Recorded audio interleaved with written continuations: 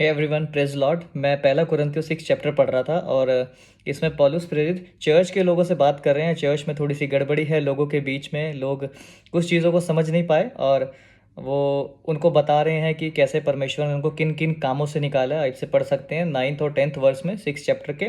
और पौलुस प्रेरित 12th वर्स में उनको कह रहे हैं कि तुम सोचते हो सब वस्तुएं मेरे लिए उचित हैं, परंतु सब वस्तुएं लाभ की नहीं हैं।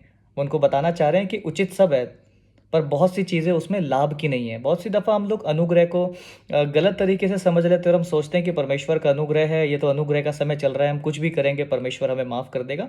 और पौलुस फिर इस बात को उन्हें सिखाना चाहते हैं कि मैं मानता हूँ सब चीज़ें हमारे लिए उचित हैं, पर वो कह रहे हैं कि मैं किसी भी ऐसी चीज़ को अपने ऊपर प्रभुता नहीं करने देता जो मुझे परमेश्वर से दूर करती हैं। और इसमें लिखा है कि सब वस्तुएं मेरे लिए उचित हैं, परंतु मैं किसी बात के अधीन नहीं हूँ। और वो आगे अगर आप इसे 19th वर्स पढ़ेंगे ना, तो वो बता रहे हैं कि पौलुस प्रेरित किस बात के अधीन है। और आप इस 3rd चैप्टर को जब इसमें पढ़ेंगे ना, तो उससे पहले वो इस कलीसिया को बता चुके हैं कि हमारी जो नींव है ना, वो यीशु मसीह है। हमारी जो नींव है वो परमेश्वर का वचन है।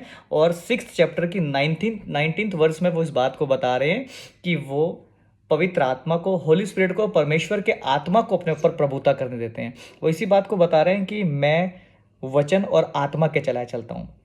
आपको बताना चाहता हूँ, परमेश्वर ने अपने आत्मा को विश्वासियों के अंदर बसाया है। परमेश्वर ने अपना आत्मा हमें दिया, परमेश्वर ने अपना लिखित वचन मुझे और आपको दिया।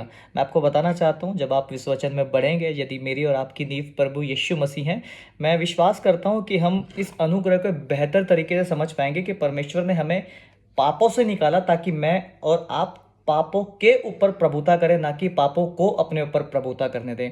और पौलुस प्रेरित 9th और 10th पर में यही उनको बता रहे हैं कि तुम किन किन कामों को करते आए हो और परमेश्वर ने कहाँ से तुम्हें निकालकर पाक और साफ किया है।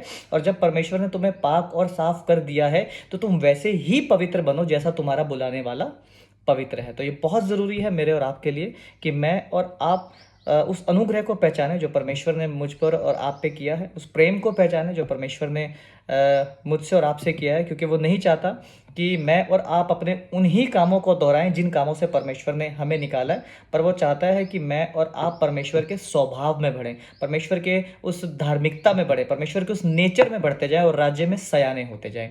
May God bless you.